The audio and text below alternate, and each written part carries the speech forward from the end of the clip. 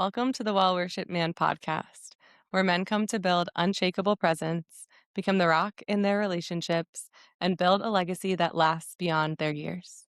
Here, we explore the path to mature masculinity through humble power, daily devotion, and unwavering integrity. Thanks, baby. And before we get started today, we've got a free gift for you. Make sure you grab from Closed to Connected. It's in the show notes. Helps you have the one conversation you've been avoiding and step into your life with more authenticity and courage. And today we have our first couple on the show. Today you're meeting Samantha Bove and Carlos Los, partners in love, creativity, and purpose. Together, they're devoted to one simple truth: you can have it all, as long as you're willing to be honest about who you really are. Samantha is a world-renowned Reiki Master and dating mentor who helps women receive the love of their life without shrinking, dimming, or second-guessing who they are. Her work prepares women for a love that feels like a miracle, like home, like heaven on earth, where the ache and longing of a lifetime is replaced with being deeply cherished, adored, fully seen, and accepted for exactly who they are. Carlos is a poet and musician devoted to helping people reconnect and unleash their inner artist, the creative genius inside of them that existed before the world told them who to be. Through his words and music, he invites radical self-expression and the courage to live from the soul. From their very first date, Samantha and Carlos felt that their relationship carried purpose beyond themselves, that their love was meant to inspire, uplift, and be a beacon of what's possible when love is rooted in love over fear. That calling has led them to share their journey openly, reaching over 21 million people through their courses, writing, videos, music, and storytelling. They believe true love is only possible when you're willing to be truly yourself. Welcome, Samantha and Los. Thank you for having us. That was beautiful. I wrote it and I'm like, "Oh my god."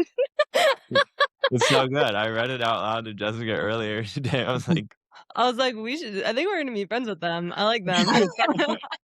We already are. It just like fully taken shape. For sure. We haven't traveled to the same place yet. Exactly. Give it an yeah, hour and we'll be good.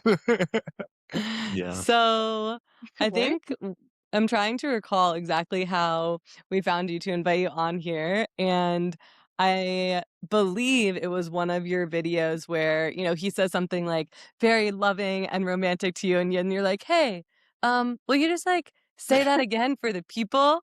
And it was just such a beautiful video because it's like, like I don't like to have my phone out a lot when we're having moments because they're ours, but then it's like also letting people know that this is this is actually real, like the level of love and connection and honoring that, like Samantha, you and I get to receive that was not a part of like most of my life is it's quite hard to express in words.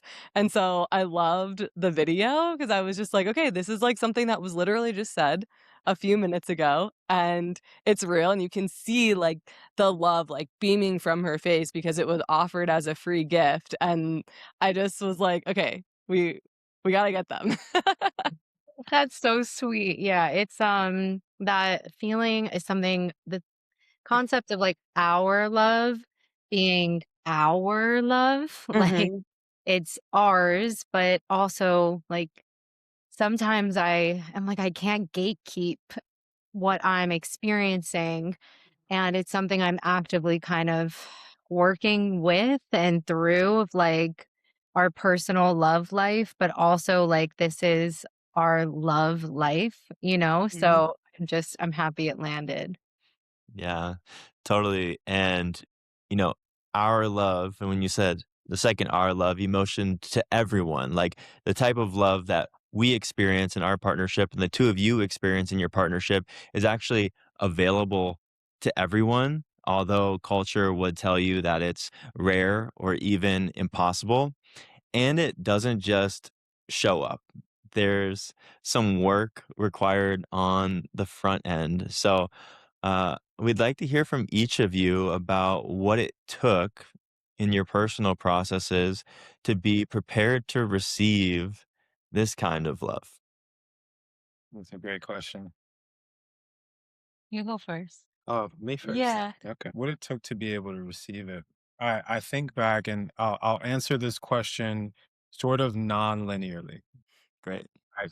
But in the end, it'll make sense.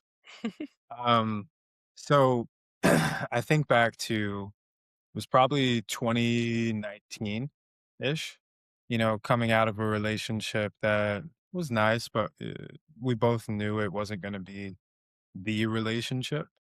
And I just had a lot of time for me, had a lot of time for reflection. I remember starting to just write quite a bit. And one day I'm sitting there and I start to sort of like, I still don't know to this day if I just like blacked out or if I was hallucinating or what started to happen. But I remember being taken to a place where I was sitting in front of uh, a lake and I had this feeling of being a child that was um, not allowed. And I don't know if you've ever felt this, Isaac, but being like a boy who was not yet graduated to being with the men. So I wasn't allowed to be with them. I was sort of um, left to my own devices and left to fend for yourself and figure it out. One day you'll have your rite of passage and you'll also be a man. And that's a feeling that I had felt a lot. And I remember looking around and seeing like these mountains in my vision and this lake. And I look down at the lake and I see a little boy looking back at me.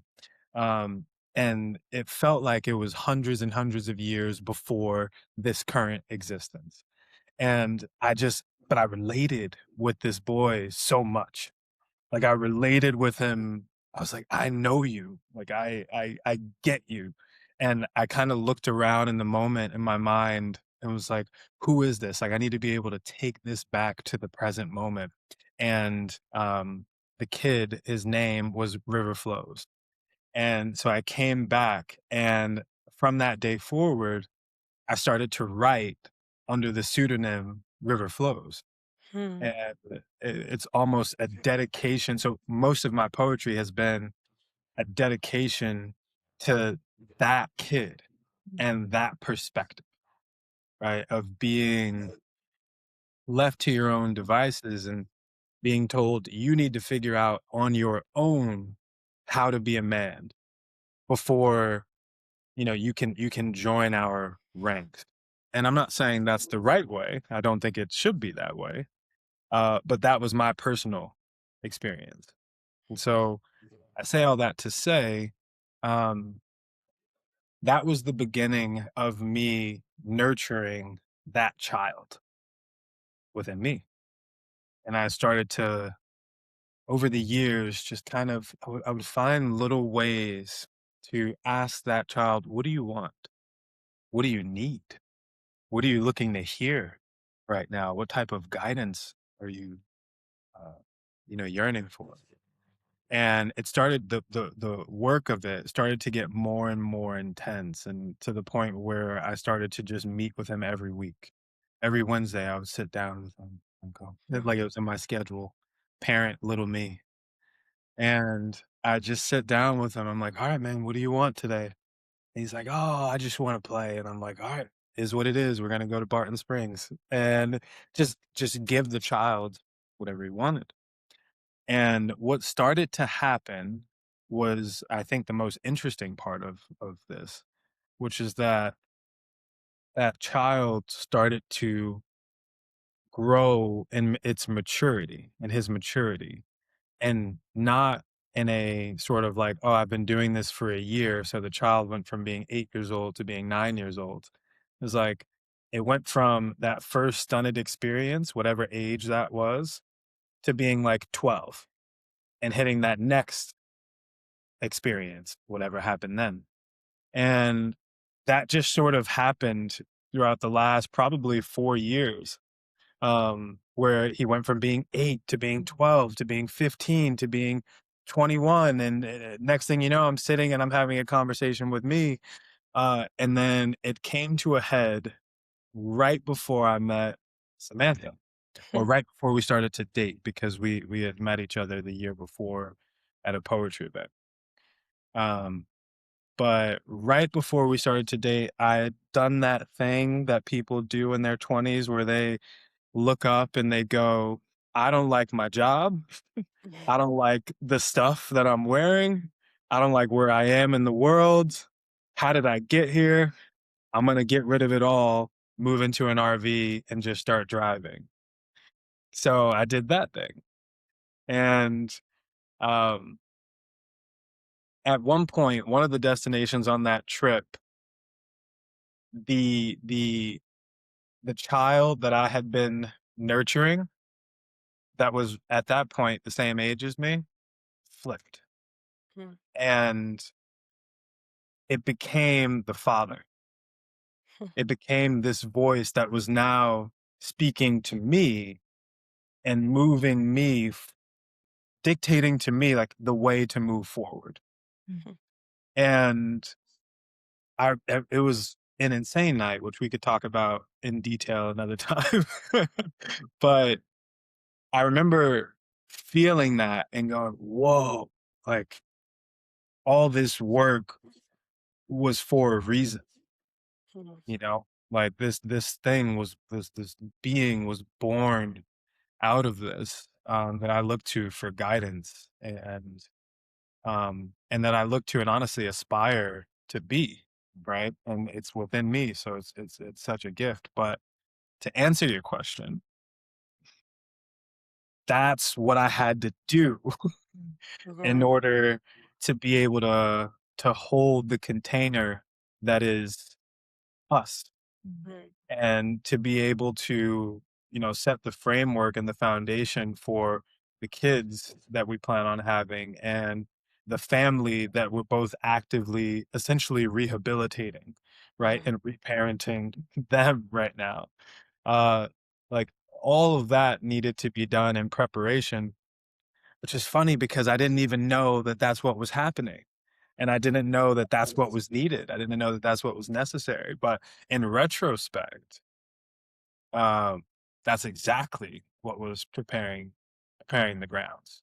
Mhm. So it's yeah, yeah.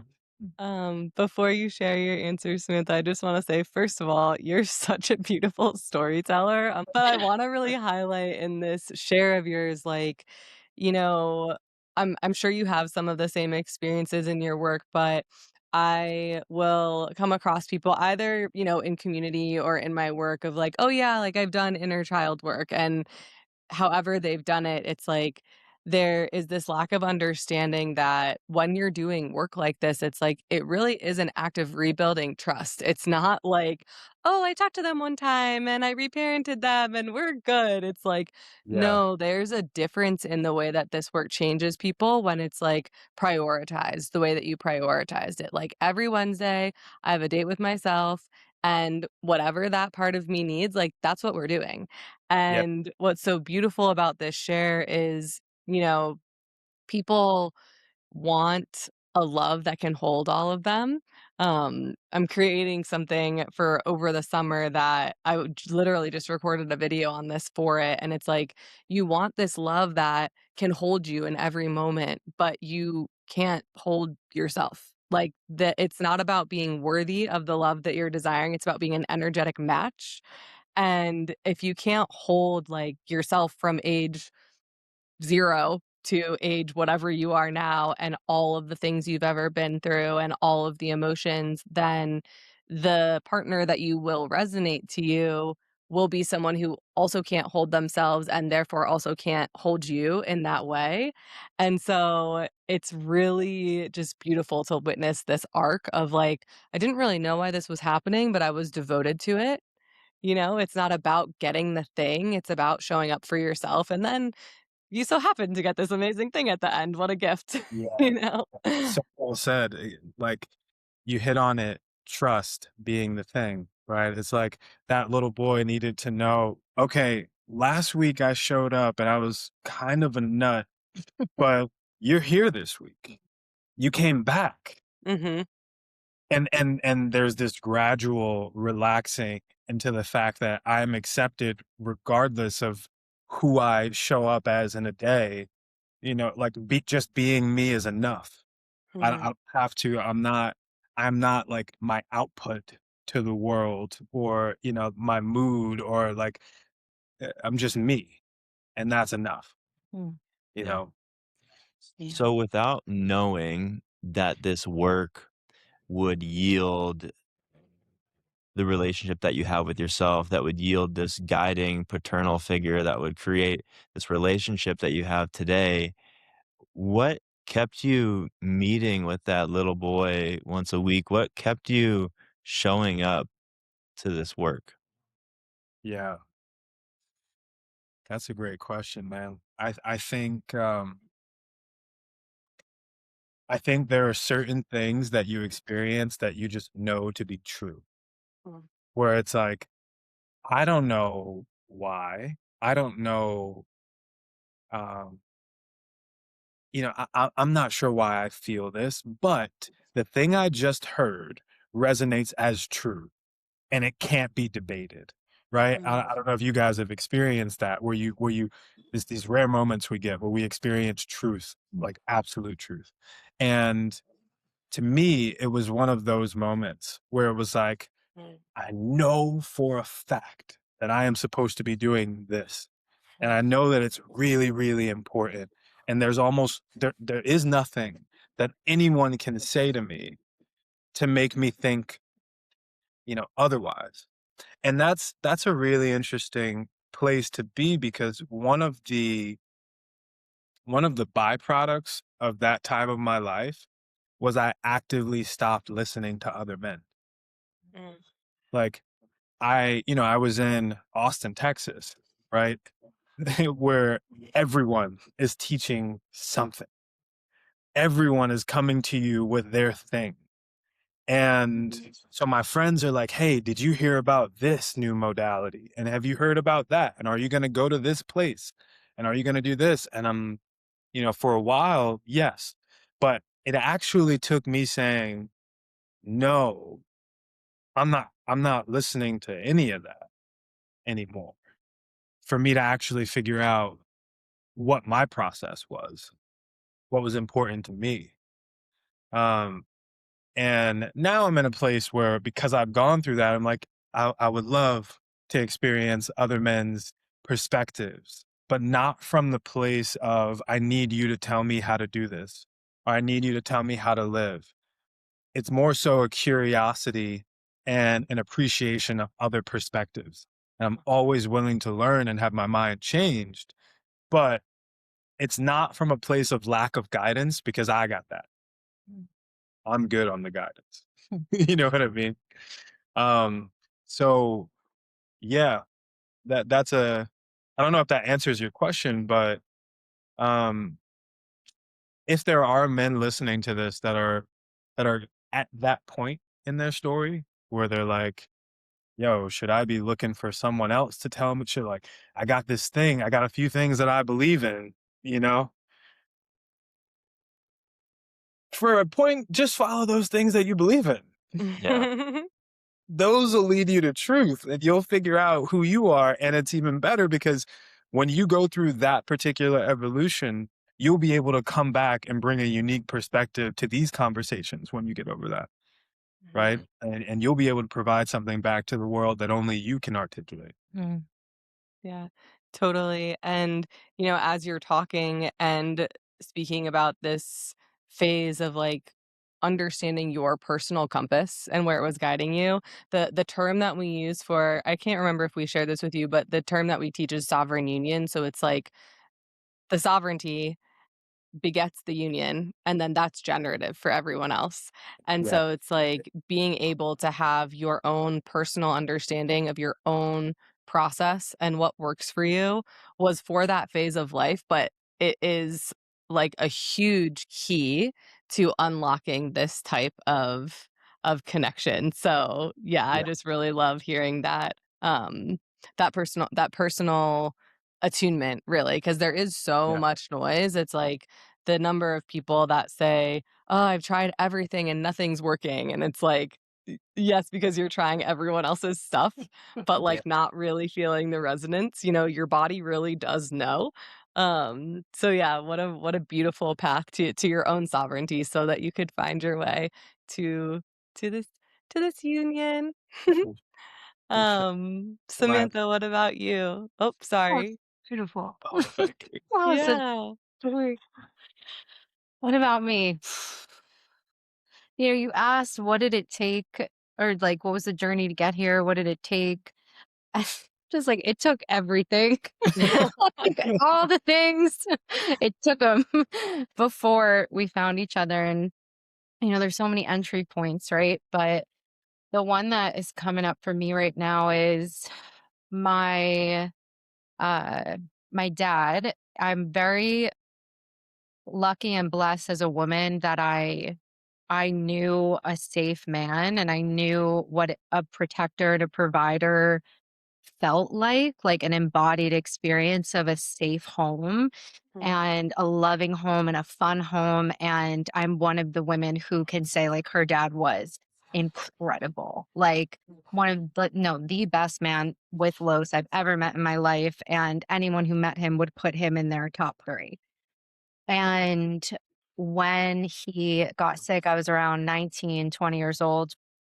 And I ended up with a former partner who displayed, I would say, like Hollywood masculinity. And only later, as I learned more and grew more, did I realize that was like really toxic masculinity. And that's not to bash him in any way. Like our souls were on in a contract for a period of time. And it was like wounded masculine energy that I think a lot of young women can mistake for like safety.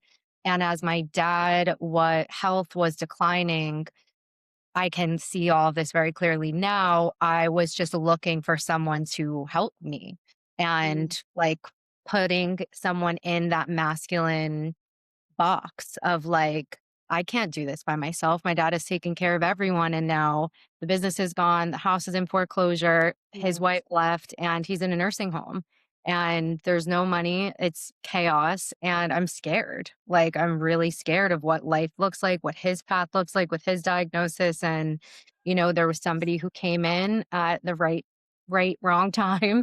And it took me 5 years to realize like, oh, I actually could provide myself with safety. And I believe really until I fully felt that, I wouldn't have called Losin. I had to, especially after we separated, my dad had passed. I had to fully, for me, feel totally okay if I met him. I always knew I would be with like my soul person, but I had to fully surrender the timeline of it. Like that feels really important to speak into. And when I was writing like my love spell that I call it, I wrote in it like, if this happens next week or when I'm 60 and I've missed the fertility window and that means I have to mother in a different way or whatever, like I trust your timeline more because I'm okay now. Like I know how to protect myself. I know how to sit with my big emotions. I know how to give myself joy and pleasure and freedom. Like I'm good. I got my people around me. And that feels like the most important work, which involved therapy and plant medicine and dance and fun and dating and expression and art and Reiki and all of hosting my own podcast, so many things. But really, that's at the core of it is like, I'll be okay until he comes or if he doesn't. Cause like I know how to daddy myself. I know how to protect myself. I know how to stand up for myself. And yeah, then he showed up like 2 months after I wrote like the last thing. And I was like, okay, here we go. Mm. There's a lot to be said about that. Like, you know, Sam said like there was still work that she needed to do, right? There were still things that she needed to clear out. We actually met a year before we ever started dating. And we both kind of knew like we have some things that we need to we were aware of it. You know, like it wasn't like an unspoken, well, it was unspoken, but it wasn't like we were blind to it. We knew that there were things that each one of us had to finish out before we would take something that felt very serious. It felt very sacred. right? Yeah, sacred. Yeah, that's a Yeah. better word for it. It felt very sacred, just like the initial connection that we had. And from my perspective, I was like, well, I'm not going to take that lightly. You know, Mhm. I know what still needs to be cleaned out in the back. So I'm going to go and do that. And you go do your thing. And if and when we come back together, that it'll be the right time. Mm. And so we Yeah. were separated for a year. You know, we barely spoke. We messaged a few times on Instagram. He visited me in meditations. Like, literally, right? I would be like, Guy Los, like, God, he gives me this similar like feeling, like called I would call it like husband energy, casual journal prompts. Like I had this weird vision of Los and I at a Hermanos Gutierrez concert. Meanwhile, like we would end up at that concert years later. I'm pretty psychic. And I would be like, huh, like either he reminds me of my future husband or he is. Like, guess what we Aw, it's so Mm, sweet. We had some similar conversations like that in the very, very beginning. I'm like, I probably just like am similar to the person that you're gonna end Yeah. up Had with. someone come to me in meditation. I was like, it was so early on. I was like, it felt a lot like you. And she's like, well, was it like me or was it me? I'm like, we've known each other for like a week. I think it's you. yeah. Um, but, Sam, I wanted to circle back to, this place that you got to of, I'm good, like, I can do all these things for myself, everything comes within me, and, um, we've had conversations about, like, the boss babe archetype that is beautiful, but there is a skew sometimes of, like, overprotection, like, "I'm good." And there's a different energy that you're saying, like, I'm good, like, I trust you, like, I can do all of this, I know that I can source from within versus I'm good, I don't need anyone. And I wonder if you could describe, especially since you're like working with women so frequently, like what is the difference of that somatic experience? Because I'm not sure that everyone in those phases know until they know. Yeah. I mean, I think even in the way that you just said it was such a great, like, embodied example of the difference because there's the like protective, I'm good, and there's the open, I'm good. And so Mm, I think the difference between the two of those is one has God or whatever name the listeners call God, source, universe, Mother Earth, whatever. I'll say God.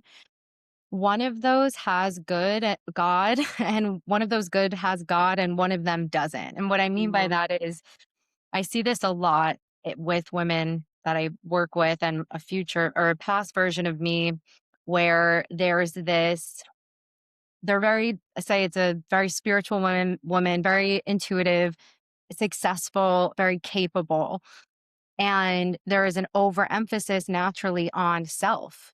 mm, And it's like, I know that my husband's going to be like this. And I just know that, he's going to make this certain amount of money. And I know that, I'm going to meet him in the next few years or whatever it is. And it's like, yeah, but where's the God in that plan? And I'm good. That, like, I've made space for God to ruin my plan if it's best. Like, I really am pretty psychic. I have good ideas of like the timelines on things. And there's always this little PS of like, ruin all my plans if you must, like, redirect everything if you need.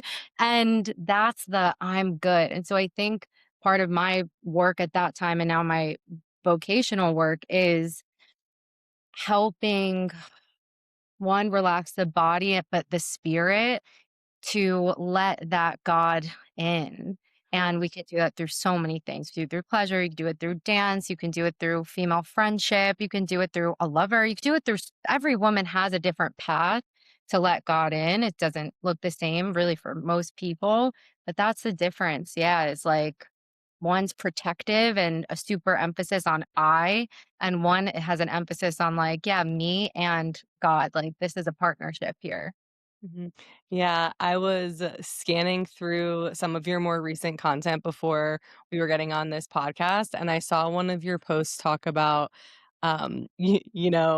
most of the feminine embodiment stuff is like more feminine, more feminine, more feminine. And this particular post that you wrote was like, but actually, maybe your inner masculine needs to come on board in a different way. And that is kind of like the imbalance in that other I'm good protective energy. It's like I'm protecting myself because I have to, and not because I understand that, God is the source of all and I just naturally am protected.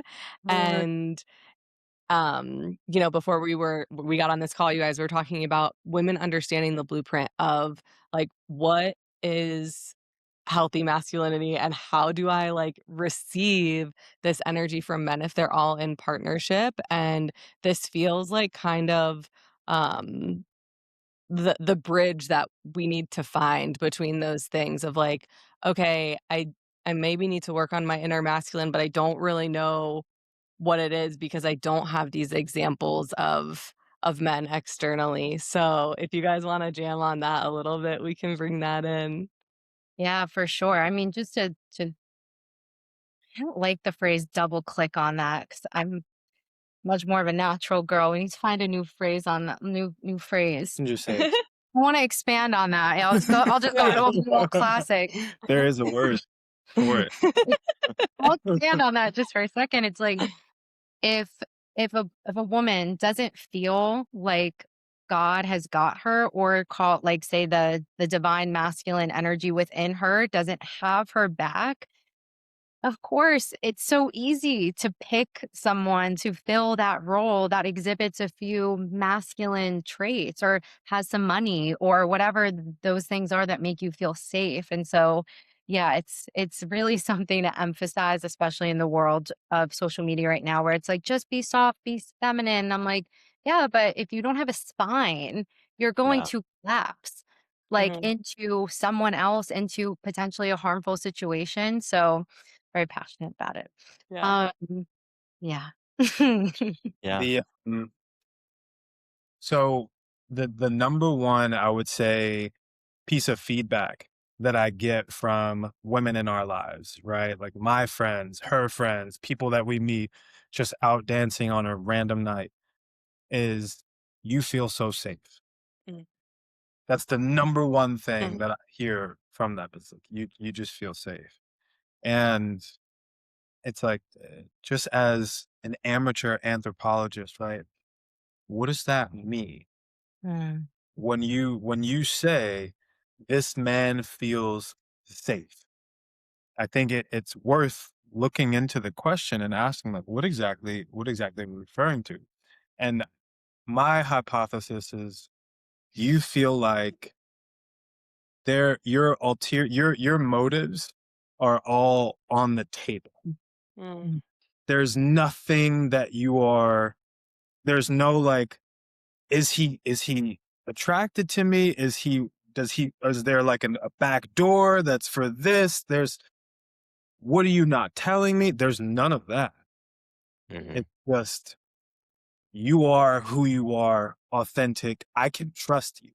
And, if there's a layer of trust, that opens up the entire door. That opens up everything, in my opinion. I had this conversation with a friend where it's like we were talking about romantic relationships and we were saying love is not enough. Love it's a beautiful thing, but it's sort of like it's like the foundation. Mhm. It's not enough. There has to be a layer of trust. Right. Trust is almost like the bridge between two hearts. It's like Mhm. there's no way for me to communicate with you safely, mm, for me to send my goods over and you to send yours back if there is no trust.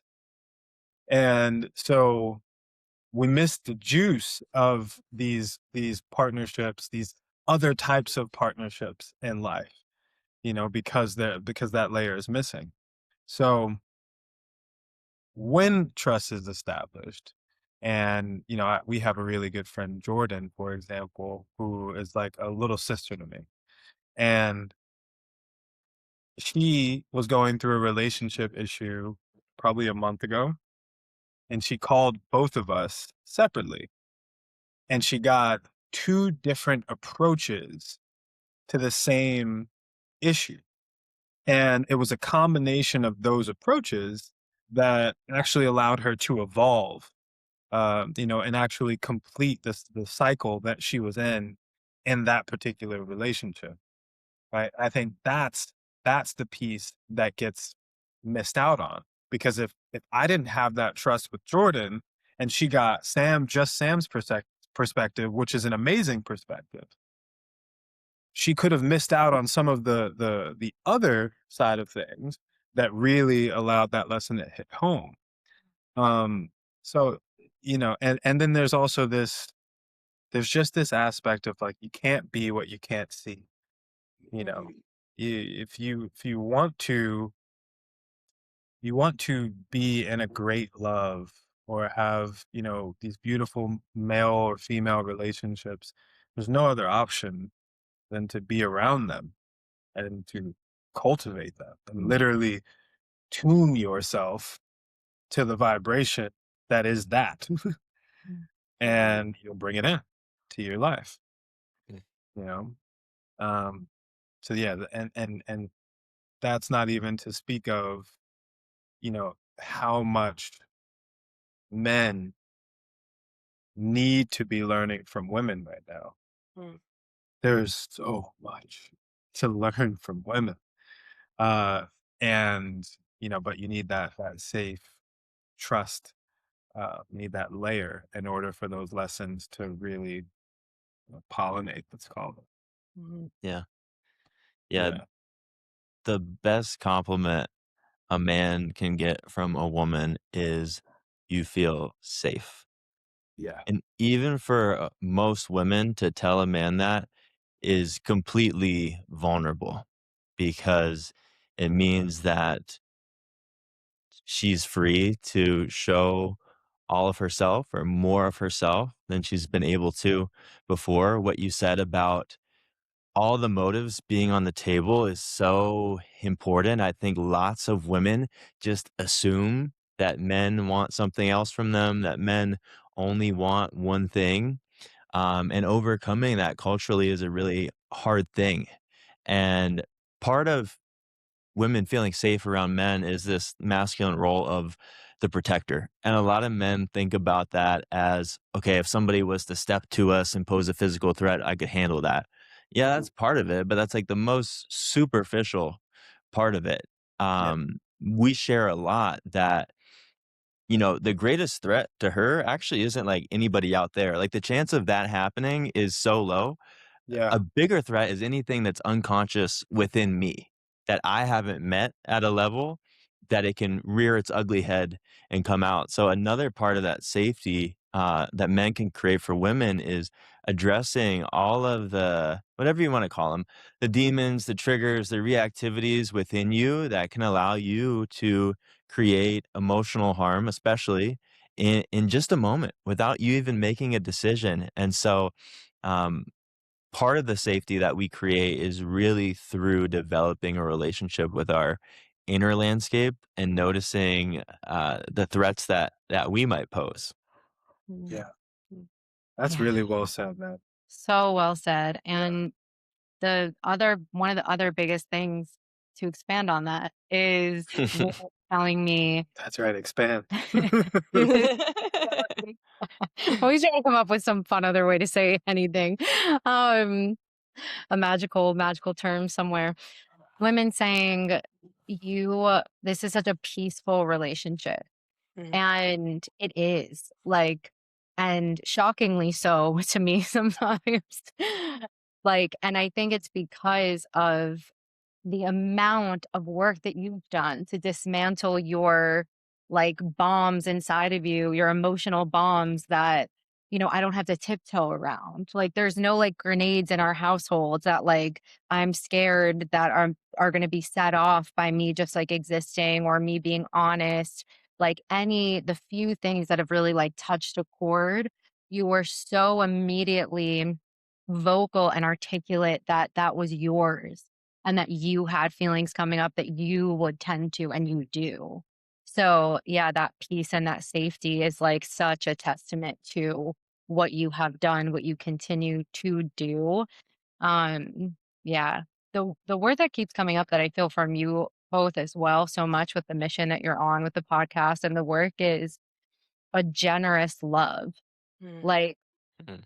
I think that more than ever, I'm looking at our love and realizing what it takes for me to have this love be super generous and not in the sense of like a polyamorous relationship, a monogamous, generous relationship in the sense of just not being selfish with him and Mm. like really encouraging those connections, male or female, encouraging his art, encouraging platforms like this and him taking up space and vice versa. And that is a different kind of relationship, you know, especially I think for women who have such a special partner and like you know it and everybody tells it to you. There is definitely sometimes where I'm like, oh, I kind of just want to, your mind comes like, but it's us. It's like, oh, whoa, what does it mean to actually have this love be so much bigger than us? And I just think it's the best because it just feels way less selfish and really important. Yeah. It's it has its own challenges. I think the bedrock of our relationship is transparency. Mm. Like I'm radically transparent. You know, to the point where I think it took Sam a little bit of adjusting to in the beginning of our relationship. I don't want to speak for you, but I'm still adjusting, yeah. I'm pretty well adjusted at this point, I I think. think so. Yeah. I think you're doing really, really well. Thank you. Yeah. It's like for me, transparency and honesty, they're accelerants, right? They just speed up whatever's gonna happen. Mm. So it's like there's no reason to be dishonest. Whatever you're feeling, say it and allow this other person, you know, they're a sovereign being. Give them the opportunity to express themselves, how they feel in relation to this thing. And if it brings you closer together, wonderful. Right? If you have a conflict and you evolve and you move through it, you're closer together, amazing. Now you're less heavy because it's this energy has moved and you have a tighter relationship as a product of it. If it pushes you further away from this person, great. That's not where you're supposed to be. You Mhm. know, going to speed up this process for you. And I think that all people, not just men, not just women, there has to be this willingness to reinvent and start over. Yeah. Is Yeah, that there's go ahead. no, I was gonna say, is that something that you guys have talked about recently? Or We Um when we have something to say, we squeeze each other's hand, and she's, like, squeezing over here. That's what we're laughing about. I was just thinking, like, as you are both talking of some conversations that we had in the beginning of our partnership, and, you know, there was, like, an adjustment for me, a little bit of, like, some close female friends that he had. I'm just like, "What?" Like, "I wanna know before you hang out with them, like, I don't get it." And then, you know, the other side of it where it's like, okay, there's, like, 0 issue or like breakability in our trust or like no one we don't have any questions about what this is, but also no one who ever comes within like thousands of feet of us have any questions of what it is. I'm yeah, like, oh, like I get it, you are a huge resource for some of these female friends that you have because you're the only one in the field right now like yeah, this, and like the value that you bring to them being witnessed by you is like unmatched really in the community current like at the time or currently or whatever in their own field. And me understanding like you're talking about, Sam, with just being generous of like, okay, actually the more women who get to be in your presence, the better, because then they can recognize it and create it and all of these things. And the more people that get to be in the presence are love, the better, because it is generative. Like people, we yeah, speak at retreats and stuff, and every single time the feedback we get is like, "Whoa, just like I got so much from that about what love can be, and it's not even what we're talking about, you know?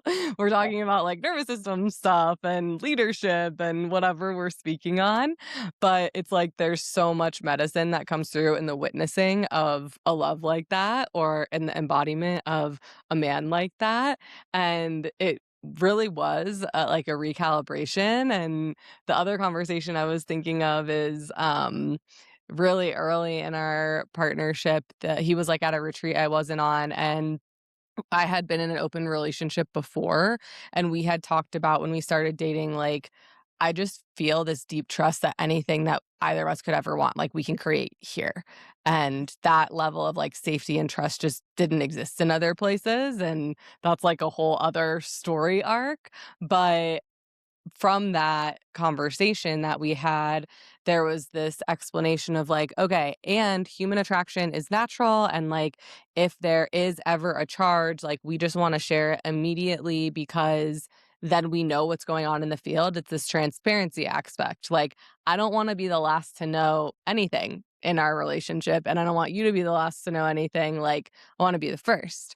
Right. And understanding that, like, sometimes that charge is also just because you have codes for people. Like, there's, like, a charge amongst whatever, 2 women or a man and a woman or whatever, because there is something that, like, you're supposed to learn from them, and understanding that, like, people wanna be around safe men is, I think, just like what you're saying, like, a part of it. And, um that is part of the medicine of these relationships, I think.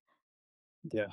So well articulated. And the level of discomfort that's required in these conversations to get to a point to be like, I know if he's attracted to somebody, he's going to tell me.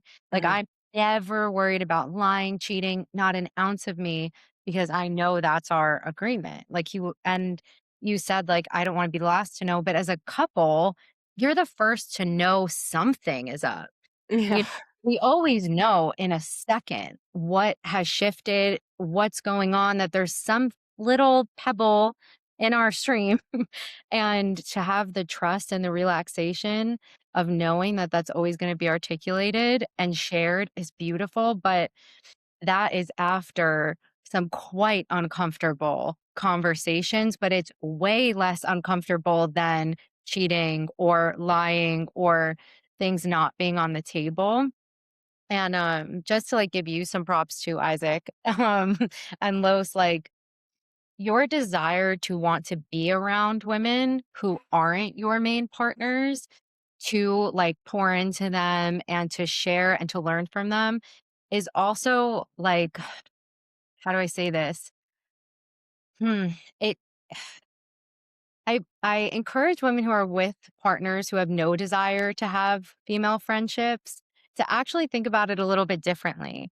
Because if you only want to be around women who you're dating or pursuing or trying to sleep with, like, what does that say about your take on the feminine Mm. and how much value she has to give you? You know, like, I know that Los wants female friendships in our community and to foster new female relationships because he values the feminine. And there's a difference between a man who values the feminine and who wants something from the feminine.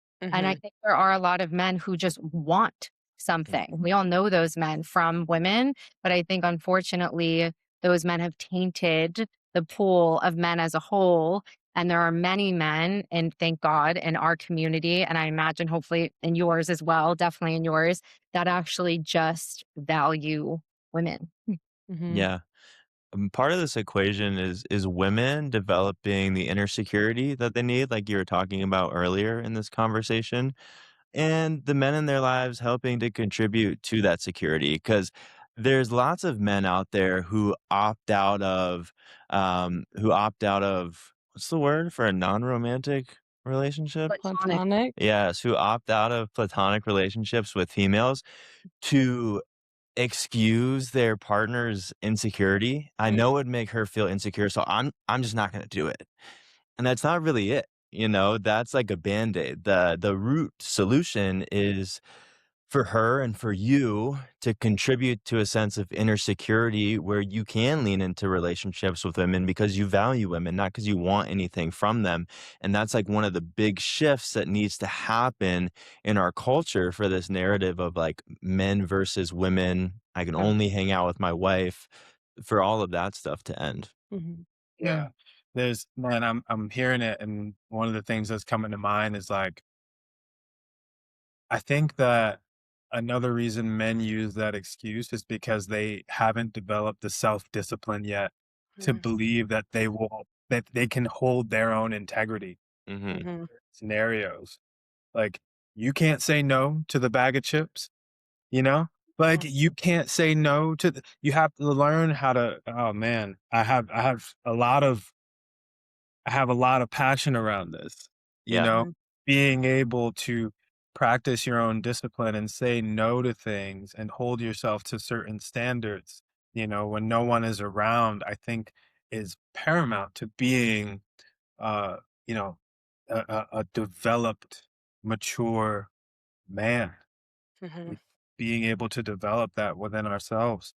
And there's so many, there's a, there's a war for for our attention and for our discipline, Mhm.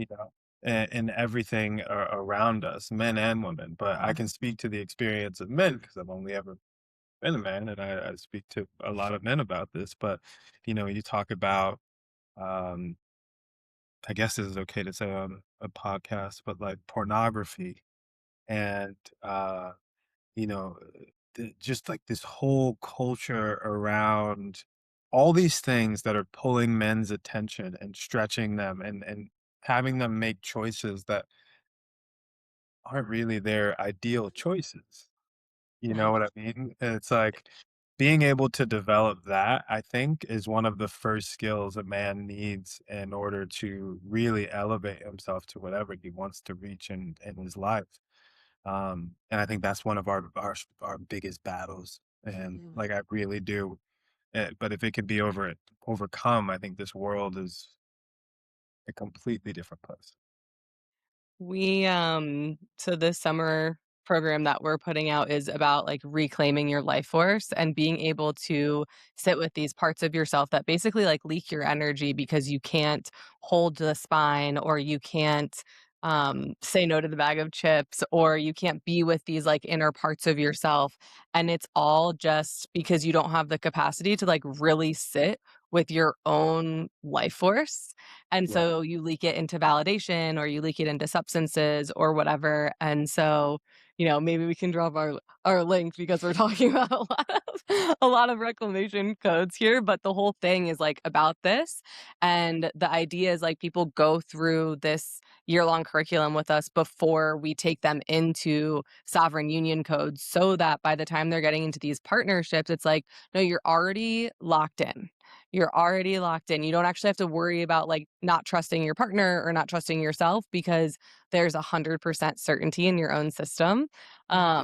And I'm actually really curious about your both of your perspectives on this same theme, but like women in partnership having platonic male friends, because I personally have noticed my desire for platonic male partnerships decline, and my sense is that it's not um like that's not the end all be all, but that's a result of my experiences with people who are platonic male friends not actually not wanting something, but I'm not really totally sure about that. Like obviously we have community and like people we all hang out with, and like I have men that I adore, but just this like one-on-one conversations, I'm really like, I don't know. I don't know how I feel about that sometimes. And so, yeah, I'd love your perspective on like the flip side, because I think there's obviously value in that also, but um, I'm not sure the timeline is the same as far as like everyone's healing journeys. Yeah. This is for you. I feel you. I think So it's interesting as I actually today, like a few hours ago, made a declaration that I'm just open to working with men, like just having more relationships with men. Like I made it amongst two like 60 and 75-year-old men on a group call like 3 hours ago. I'm in a relationship coaching mentorship program. I have to tell you about these guys. They were amazing. Um with have you heard of Annie Lala? Mm-mm. No. She's incredible. I'm obsessed with her. She's one of my mentors, and I'm in her program right now. And we had a breakout group, and I was I was put into a room to do like a practice, like a somatic based practice with these two men, like gray hair, the whole nine, like both had like fedoras on. It was amazing. And I watched them coach each other, and then I was giving feedback. It was so beautiful. And they were like, Samantha, what's it like for you here? I'm like, I gotta be honest, Malcolm, like, you are my least served demographic. Like, I do not really come into contact with a lot of men on the day to day, and nor do I of like your generation. And they were so encouraging and so sweet. And they were like, you have the strength and the softness to like really help men. And they were just like, you should do it. It's like, and Los has been encouraging me to just be more open of Mhm, like, I used to work with men, but business coaching, not like mhm, matters of the heart. And I think it's just honestly for me, my next level of trust in the masculine of like, mhm, working professionally, if that comes in easily, and also like actually pouring into relationships, platonic relationships. Like I actually sent a voice note to Eli yesterday, just like congratulating him on a speaking event and like, you know, so I think it's required, to be honest, for me at least in my path to like actually start to pour into some of the male lip relationships that are in our community right now. Cause it's the same thing. It's like they're valuable. So why mhm, am I only fostering those relationships through Lowe's, then clearly I'm still operating in a paradigm where I think it's inappropriate. And if mm, I actually want to shift that, then I need to embody it. Like Lowe's will call his girlfriends and like just talk and catch up with them and pour into them and be poured into. And it's like, for me, that's not like super common. And I would like it to be because women are obviously my favorites, in a way, but men are amazing. And yeah, so that's my 2 cents. I think that it's unreasonable for us to think that we're going to get everything we need from our partners. It yeah, just is. You know, totally. there's going to be certain male perspectives uh that register with Sam in a different way that they just wouldn't from me. Period. Like this is an example not necessarily of a friend, but just like a mentor, like David Guillaume. Mm, yeah. Sam loves David Guillaume's work. I don't know if you guys are familiar with him. Mm, But like, yeah, loves his stuff. And like will absolutely go to an Joe event that he Dispenza. has. Joe Dispenza, like, and it's like, yeah, I said some of that stuff to you. But like you're not gonna it doesn't mean the same thing coming from me. mhm, And my, perspective on it.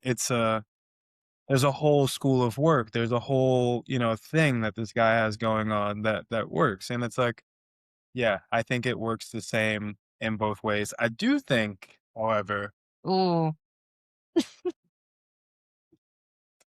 it kind of it's like an Ouroboros, right? Like it kind of comes back to if they're safe. Yeah. mhm. Right. Yeah, You know what like, I if mean? there are no ulterior motives, like, I work with a lot of men, and, like, actually a lot of my clients are gay men, which is just, like, awesome, that's, like, such a nice environment for me, like, I love it so much, Yeah. but I have some straight clients too, and it's, like, in that it was interesting to hear you say, like, "I think this is my next phase of, like, working with more men." I'm like, "Oh, like, I actually do feel, like, safety in the presence of men often, but there's like a slight off kilter dynamic than just like in community, you know, because I'm working with them. And so, and I've had, you know, male mentors before, and that has also felt safe in some ways. And there's plenty of men in our community that I feel safe with. But then I think there is this like stretch in my own process and a calling forward of the men in the community as well to be able to like be in these spaces a little bit more so that, you know, I mean, I'm really good at sensing when someone is off. And so I think there is just like, as the women do feel resourced and feel called in, you know, our past that it's opening, I'm realizing through this conversation that's like, okay, like maybe I do get to nurture more brotherhood and like the way that you guys are the blueprint for women of this is what actually like the male strength is. It's like, okay, I'm going to call you forward. This is always what you run from in your partnerships. And this isn't a partnership. So I really don't care what you think. And I'm going to tell you that this is the way that it is because that's Yeah. like the feminine medicine, you know? And it's great Um, to have that. It's amazing to have that. yeah, yeah. So this is great. I'm learning stuff from this podcast. I mean, I Yeah. always do, but I think that process for women of leaning into male relationships that aren't their romantic relationship also gets to be a collaborative one. Because as I'm listening to all this, I'm like, okay, so I get to like integrity check like all of these men, and um, just like having the conversation of like, hey, I'm gonna go like sit down with this guy. Like, what's your like honest read on him, right? And it's like, yeah. he's not, like, overtly dangerous. Yeah, you absolutely go have coffee with him, and here's some things that, you know, I've felt and noticed, and see if you pick up on any of that stuff. Yeah. Yeah. Yeah. True. You know, there's obviously, yeah, like you Well, said, yeah, same for women. It's both works both directions. ways. Like, I Mhm. want to highlight that too. Yeah, Like, there have been people in his life or exes where I'm just like, I think she kind of still wants to be with you. Like, yeah. I'm just going to name it. Like, there's something in the field that, you know, I just feel it a little. And I think that was kind of weird that that wasn't mentioned or whatever it is. And like the openness to have that be both ways, I think is paramount. And we're talking about safe men, but also women. Like, Mhm. Totally. are incredibly manipulative and Mhm. incredibly powerful and that manipulation is not necessarily a bad thing, but it can be. We're Mhm. incredibly smart. So like, you know, I think it's important to also for any of the women listening, like we all got to check ourselves because sometimes what we are worried about them doing is actually something that we're worried about ourselves Mm. having capacity to do or to lie or to want something from someone or to want them to want something within us. And so Mhm.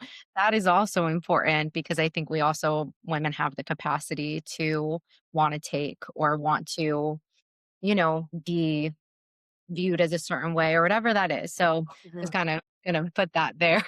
Yeah. Thank you for mentioning that. So important. Yeah.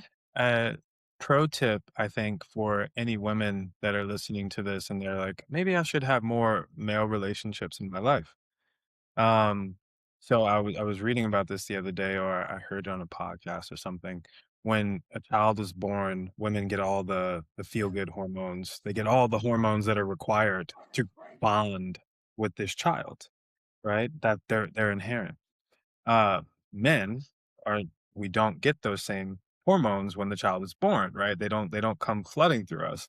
We develop them through our physicality. So this is why like opportunities like, you know, when you're wrestling with the kid and things like that, there's almost no quicker way to develop those connection hormones than like wrestling with this child and like playing sports with them and being active. And this is why men have the tendency to bond through experience and action as opposed to just talking. So the road to like the my relationships with females that are platonic are like it's usually talking and being a safe space for them. But I think the road for women who are, you know, trying to make male friends is like go like do stuff, you know, Mm. go on a hike, go Mhm. surfing, go like where you don't even have to talk sometimes, but it's just like being in this safe space where you guys are physically like doing things. You get these like connection hormones that kick in. Um, And I just think that you can really develop like a healthy relationship with the masculine doing those things and then invite in, the relationship as a byproduct of that. So Yeah. just thing to kind of keep what are your thoughts on that, Isaac? I think that's such important wisdom because I'm thinking about relationships that I have with women, and it's me holding space, you know? And I love doing that. But Right. I've noticed as those requests increase that I'm less enthusiastic about it. Mm. I'm like, I don't have space, you know? Yeah.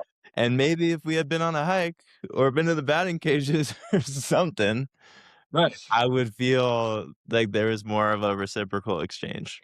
You know what's Exactly. so interesting about this recommendation is this is also my hesitation with hanging out with men that I'm friends with one on one because I feel like they only reach out when they want something. And I'm like, people pay me for that. Like, Mm. people Mm. pay me for my advice on stuff. People pay me to help them emotionally process. I don't want to hang out with you if you just want support and you're not interested in like also a mutual exchange. So I actually think that activity might be like Yeah. a great solution on both ends. Yeah. Yeah, 100%. And it's like it's a great way to develop these bonds, and like some of my tightest connections have come from not necessarily talking at all. Uh-huh.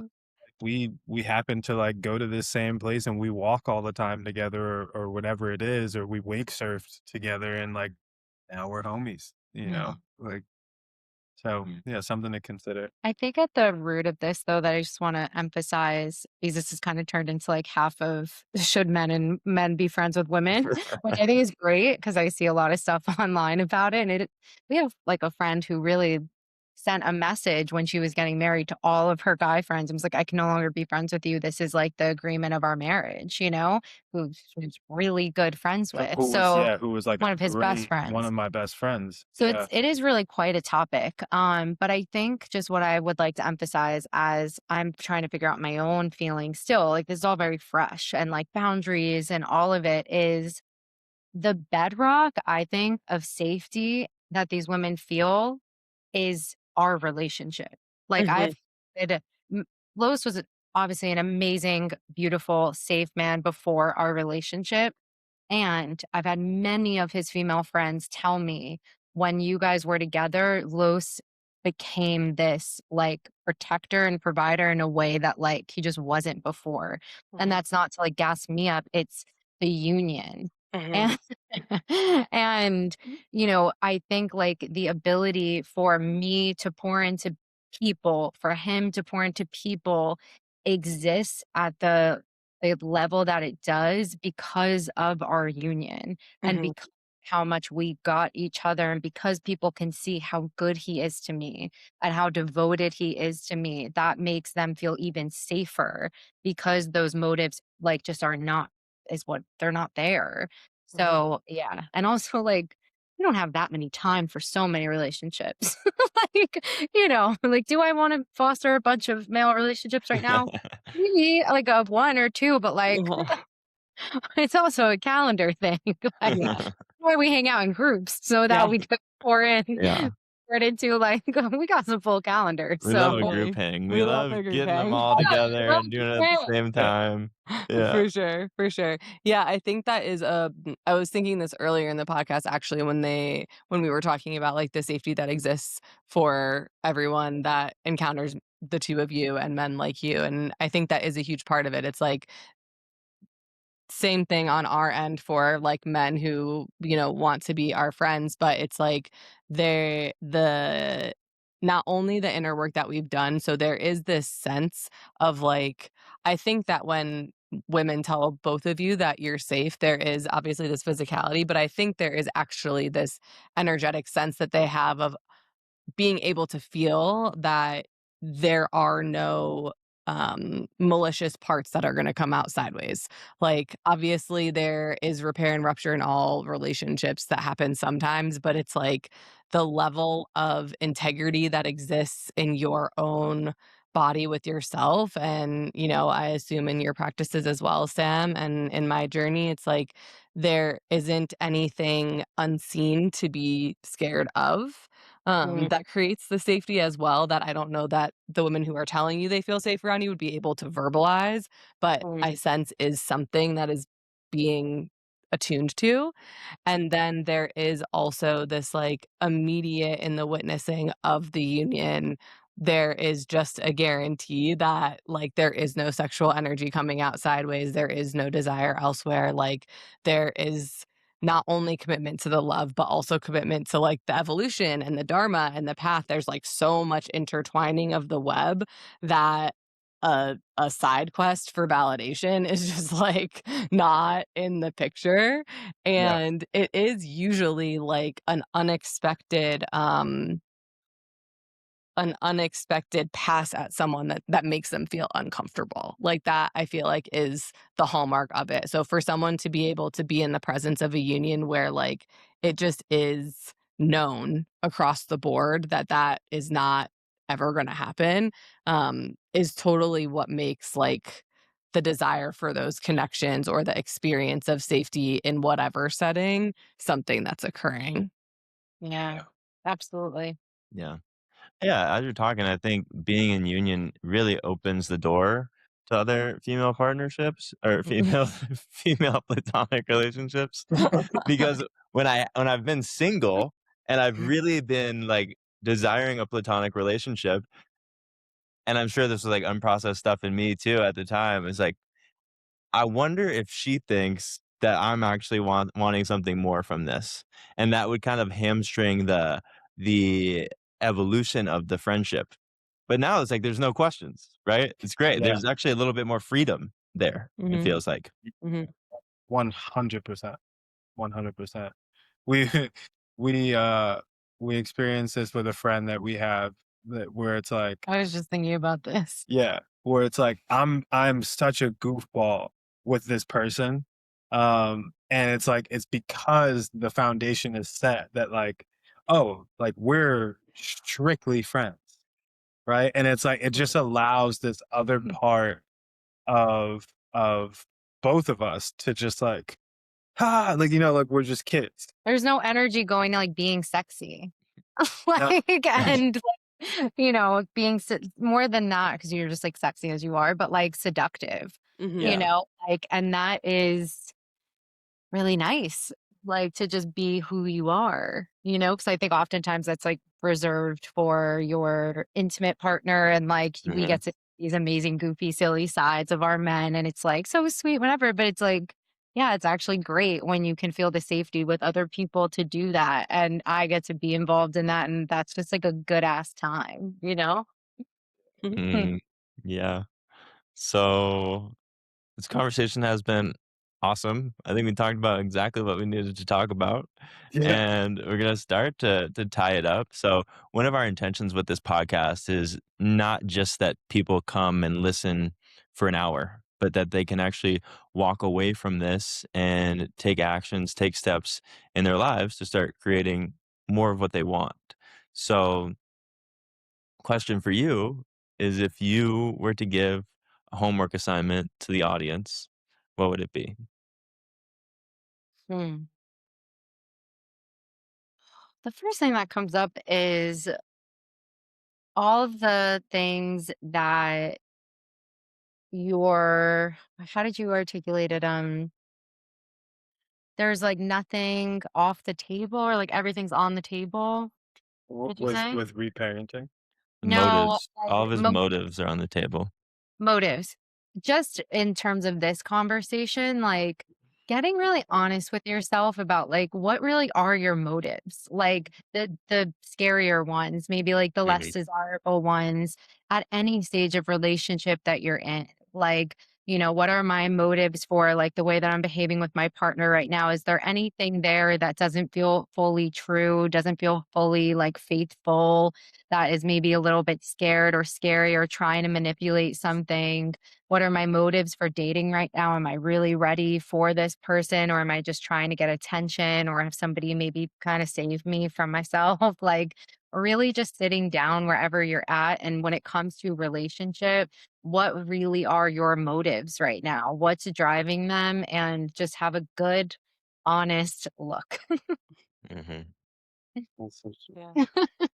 Um, I think that specifically for men, an energy audit, you know, sit down, track what you do in a day, 2 days, over the course of a bit of time, and look at the things that add more energy to you, the things that are neutral, and the things that take energy away. Mm. Um, and really see them. Like, these are the people that add energy to me. These are the people that don't. These are not pointing at Sam. These these are the activities that light me up. You know, I always feel just amazing after a hike, being on the phone with this particular person or riding bikes, et cetera, et cetera. But I feel terrible at the end of the night when I eat this food and I do this thing or I whatever, whatever it is, because there's humans are almost like we're what's the word I'm looking for? Um we have electromagnetic fields, right? Talking about frequency quite a bit. And it's like, if you want a stronger electromagnetic field, which then gives you access to more information in that field, it makes things come to you quicker. It makes creativity more accessible. It makes your body feel and look better. Then you have to manage your energy first and foremost.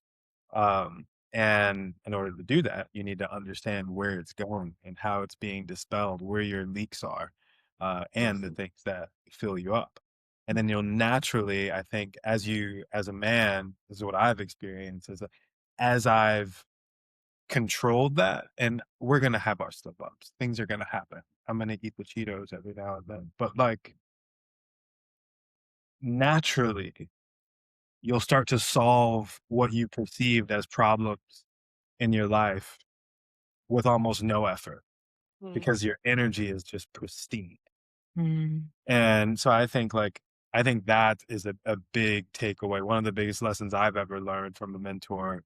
And I think if a person started there, they could just start to self source and figure out a lot of their own things. Yeah, amazing.